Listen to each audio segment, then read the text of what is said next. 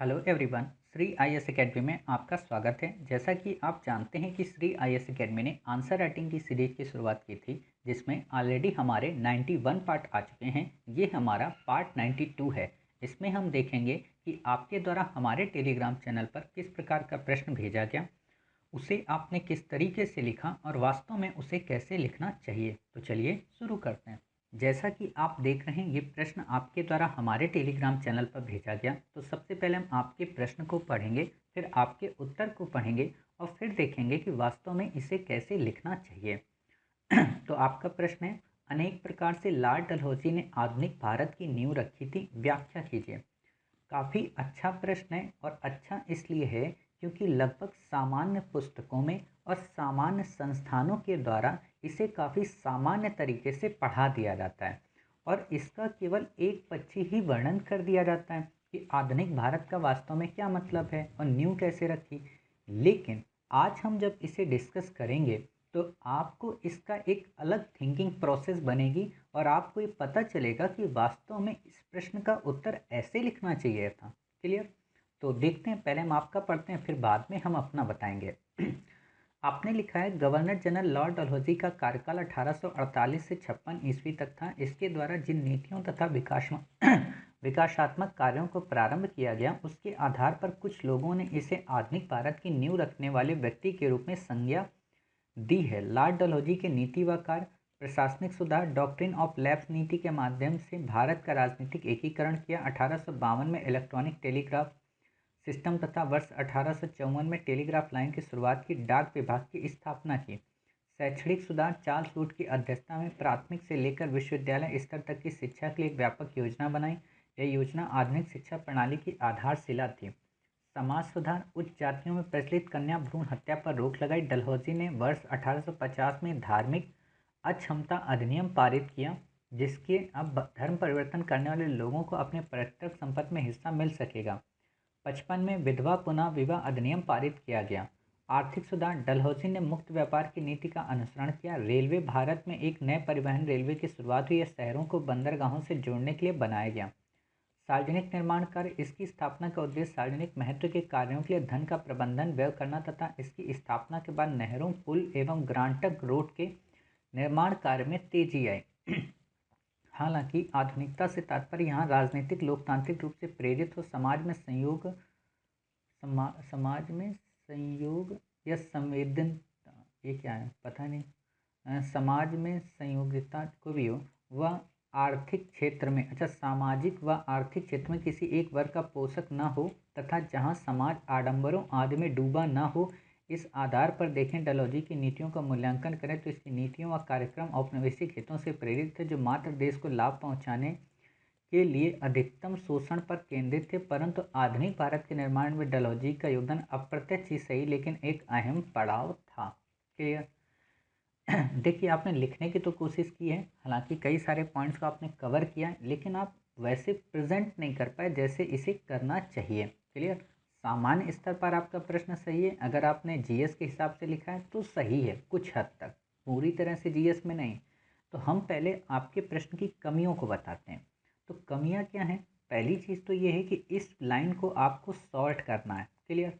और यहीं से आपको 2 लाइन से बस सामान्य परिचय देना है कि लॉर्ड डलहौजी क्या था, और फिर उसके बाद बता सकते हो कि इसकी नीतियों और कार्यों को लेकर कई इतिहासकार इसे आधुनिक भारत के निर्माण की संज्ञा देते हैं, जो कि निम्नवत है। क्लियर? और आप उसमें यहाँ पे डायग्राम बना सकते हैं, यानी कि फ्लो चार्ट बना सकते हो। प्रशासनिक सुधार, आर्थिक सुधार, राजनीतिक सुधार, सामाजिक सुधार, शैक्षिक सुधार, आप इनमें बता सकते हो। क्लियर? तो जब आप ये बता दोगे और फिर आप इनको, जब आप यहाँ फ्लो चार्ट आपने बना दिया, फिर आप यहाँ पे एक्सप्लेन कर दो। ये देखो, हेडिंग की प्रवृत्ति से बचिए। यूपीएससी आपसे कभी नहीं कहता कि आप हेडिंग में बताएं हमें आंसर। हेडिंग हटाइए और ये जो मार्क्स है ना, इनको हटाइए। आज पता नहीं आपके सारे प्रश्नों में यही ड्रामा क्यों मिल रहा है। तो इन चीज़ों से दूर होइए और साथ ही आप इनको लाइन पे लिखिए, अर्थात A4 की साइज़ की कॉपी को लाइन में बनाइए। क्लियर? वैसे लिखिए आप, समझ गए? फिर आप जब ये कर लिए तो ये चीज़ से जब आप हट जाएंगे, ये पॉइंट फॉर्म में डालिए अगर डालना है तो। वैसे यहाँ पे हेडिंग की कभी ज़रूरत आपको पड़ेगी नहीं, ये तो बुक की तरह हो गया। क्लियर? फिर आप क्या करें, यहाँ पे आधुनिकता से तात्पर्य है ना, इसको थोड़ा वैसे बताएं, मतलब विश्लेषित तरीके पे कि किंतु गहराई से देखें तो आधुनिकता का क्या मतलब है, समझ गए।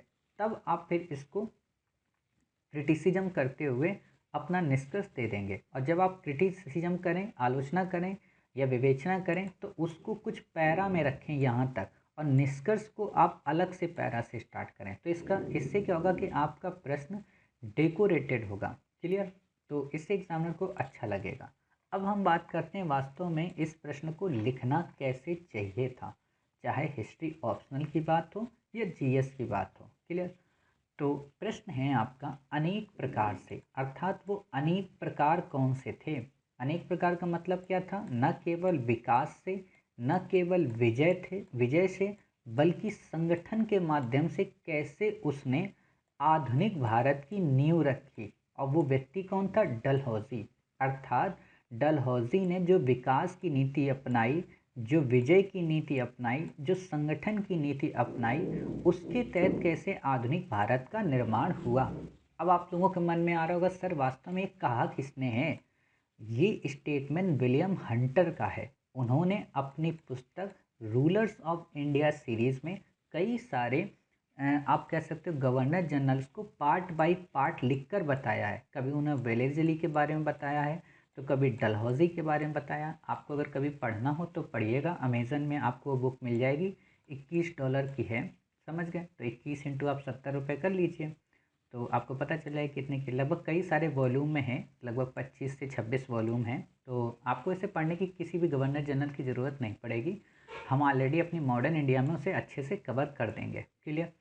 तो उसमें इन्होंने बताया है, विलियम हंटर साहब ने, ये विलियम हंटर साहब का स्टेटमेंट है तो हम उसी के हिसाब से एक्सप्लेन करेंगे।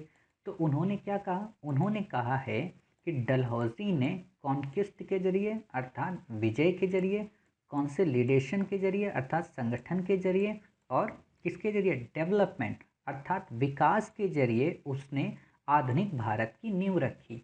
अब जब हम ये देखते हैं विजय क्या, तो विजय में उसने व्यपगत की पॉलिसी अपनाई, जिसमें सतारा, जयपुर, अवध, झांसी इन सब रियासतों को ब्रिटिश भारत में मिला लिया। देखो ब्रिटिश भारत को ही ये लोग आधुनिक भारत समझते हैं, क्योंकि साम्राज्यवादी हैं तो ये ब्रिटिश भारत को ही तो आधुनिक भारत कहेंगे।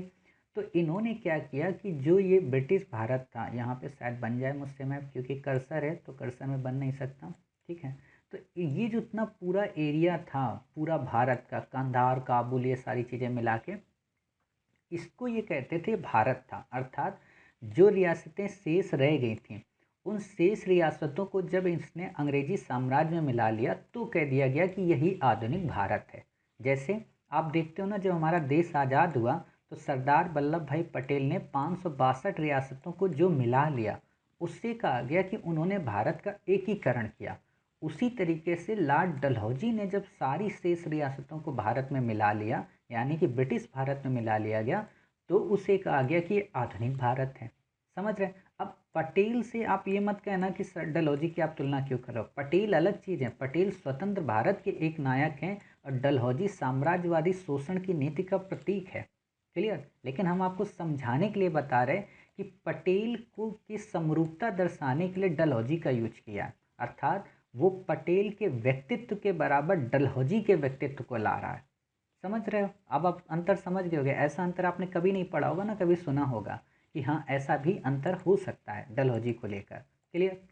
अब आपने देखा कि उसने जब इन रियासतों को मिला लिया, लगभग कहता है हंटर कहता है अपनी इस बुक में कि लगभग 2.5 लाख मील से भी ज़्यादा का क्षेत्र डलहौजी ने भारत में, ब्रिटिश भारत में मिला लिया, जिसको हम कह सकते हैं आधुनिक भारत।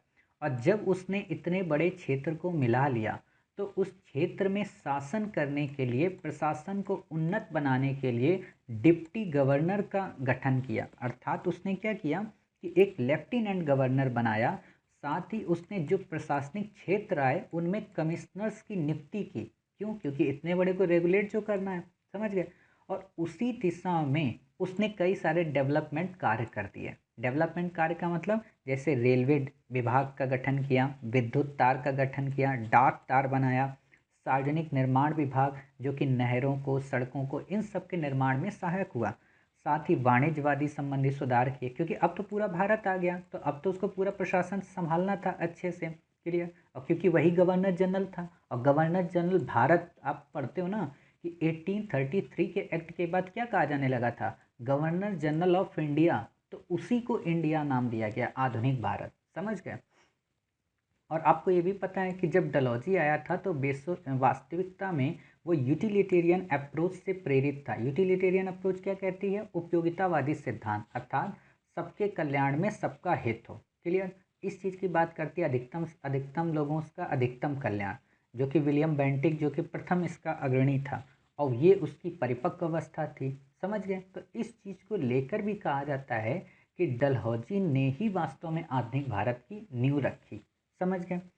तो आप न केवल सुधार बताओगे बल्कि उसे विजय से जोड़ोगे कि कैसे उसने इंडिया को इंटीग्रेट किया। वास्तव में उस समय इंडिया था ही नहीं, क्योंकि 2.5 लाख मील का क्षेत्र जब अधूरा है तो आप कैसे कह सकते हो कि हम पूरे इंडिया पे शासन कर रहे हैं। लेकिन डलहौजी ने शेष उन रियासतों को शामिल कर लिया और एक इंडिया का निर्माण कर दिया। क्लियर। तो ये चीज़ें आपने देख ली। फिर आपको पता है कि उसने कई सारे सैनिक रिफॉर्म किए, जैसे कलकत्ता के तोपखाना अर्थात बंगाल के तोपखाना को मेरठ ले आया। इसके अलावा उसने सेना का मुख्यालय शिमला ट्रांसफ़र कर दिया। भारतीयों की संख्या सेना में अपेक्षाकृत कम कर दी ब्रिटिशर्स के। क्लियर। हालांकि बहुमत भारतीयों का ही रहा। नई रेजिमेंट्स का निर्माण किया, जैसे गोरखा रेजिमेंट वगैरह, इन सबको बनाया। एजुकेशन में उसने चार्ल्स वुड डिस्पैच को प्रमोट किया, उसमें कई प्रकार के रिफॉर्म थे। इतनी सारी चीज़ें हम जब बता देते हैं, फिर हम बताएंगे कि किंतु गहराई से देखें तो आधुनिकता किसी कालखंड का परिणाम नहीं थी, बल्कि एक सतत प्रक्रिया थी। क्लियर। और वैसे भी भारत को प्राचीन, मध्यकालीन और आधुनिक भारत में बांटना ये साम्राज्यवादी इतिहासकारों की देन है। क्लियर। कि उन्होंने अपनी सुविधा के अनुरूप भारत को कई कालखंडों में विभाजित किया और अपने को आधुनिक भारत का अग्रदूत बताया। क्लियर। लेकिन हम अगर गहराई से देखें तो डलहौजी के जितने भी निर्माण कार्य थे या डलहौजी का जो भी एकीकरण था, वो वास्तव में मात्र देश के हितों से प्रेरित था। अगर रेलवे का निर्माण किया तो दूर दराज के एरिया से कच्चा माल लाना और विनिर्मित माल को पहुंचाना था। अगर एजुकेशन की बात की तो एक ऐसे तबके का गठन करना था जो चरित्र से तो क्या कहते हैं, सॉरी, शरीर से तो वो भारतीय हो, लेकिन चरित्र और मन मस्तिष्क से वो अंग्रेज हो। ये सब चीज़ें थी। समझ गए। और आप एक और चीज़ देखोगे कि डलहौजी के अंदर नैतिक मूल्य नहीं थे, वो हर संभव तरीके से हड़पना चाहता था। वो एक निर्दयी साम्राज्यवादी था। उसने ये कभी नहीं सोचा कि इस कदम से उसका क्या इम्पेक्ट पड़ेगा। क्लियर। और फिर हम ये भी देख सकते हैं कि अगर उसके कार्य इतने आधुनिक भारत के निर्माण के लिए उपयोगी थे, अगर उसके ये कार्य आधुनिक भारत की नींव में सहायक थे, तो फिर 1857 के विद्रोह ने क्यों उसकी इस नींव को हिलाने का काम किया। अर्थात कहीं ना कहीं इस नींव में कमी थी, कहीं ना कहीं इस नींव की मजबूती में विरोधाभास था, कहीं ना कहीं इस नींव में लोगों के शोषण की प्रवृत्ति को दर्शाया गया था। इसीलिए इस नींव को हिलाने का प्रयत्न किया। और फिर उसके बाद हम देखते हैं कि कैसे पूरी तरह से सत्ता परिवर्तित हो जाती है। समझ गए। अर्थात अगर ये इतना अच्छा कार्य होता, इतना अच्छा इसका योगदान होता, तो 1857 का विद्रोह इस नींव को हिलाने की कोशिश ही ना करता। समझ रहे। ऐसे जब आप लिख देते हो तो एग्जामिनर को लगता है कि अरे वाह, आपने क्या लिख दिया। मतलब उसने, क्योंकि नॉर्मल बुक में ऐसा नहीं मिलेगा, नॉर्मल कोचिंग संस्थान आपको ऐसा नहीं पढ़ाएंगे कि उसको इस लेवल पे पढ़ा दें। और यूपीएससी यही डिमांड करती है कि आप किताबी कीड़ा से हटकर अपनी थिंकिंग को कैसे डेवलप करते हो और कैसे आप विषय की एक व्यापक समझ को आप दर्शा देते हो। क्लियर। और फिर आप निष्कर्ष में लिख सकते हो कि हालांकि अगर अपवादों को छोड़ दें तो ये कई सारे उसके किए गए कार्य वर्तमान भारत के लिए या आज़ाद भारत के लिए एक सहायक के रूप में उपयोगी सिद्ध हुए, जिसको देश के राष्ट्रीय आंदोलन के प्रमुख नेताओं ने आगे बढ़ाने का प्रयत्न किया। आप ऐसे कर सकते हो। क्लियर। तो इस तरीके से आपका प्रश्न का उत्तर काफ़ी अच्छे से टैकल हो जाएगा। और आप कोशिश किया करिए कि इसको यूपीएससी के फॉर्म में लिखें। देखो अभी भी कॉलेज लाइफ से आप लोग बाहर नहीं निकल रहे हो। आप BA, MA, post graduation in सब से निकलो बाहर। और आप जब एमए पढ़ते हो, मान लो ठीक है आपने बीए किया है, आपने एमए किया है, तो आप प्रश्न के उत्तर को वैसा मत लिखो, लेकिन प्रश्न के अंदर शब्दावलियों को वैसा लिखो। जैसे आप में से जब किसी ने पोस्ट ग्रेजुएशन किया होगा मॉडर्न इंडिया से खास तौर पर, तो इसी गहराई पे पढ़ा होगा जिस गहराई पे मैंने आपको पढ़ाया, क्योंकि बेसिकली ये हम लोग पोस्ट ग्रेजुएशन और ग्रेजुएशन के टाइम पे पढ़ते हैं, समझ गए। तो आप इतने ही डिटेल से लिखें, लेकिन इन चीज़ों को ना मतलब करें, बॉडी आप यूपीएससी की बनाएं, नॉलेज आप अपने पास्ट की प्रीवियस पढ़ाई का डालें। क्लियर? तो आपका उत्तर काफ़ी अच्छा हो जाएगा। मिलते हैं आप ही के द्वारा भेजे गए एक नए प्रश्न के साथ। तब तक अपना ख्याल रखिए और स्वस्थ रहिए।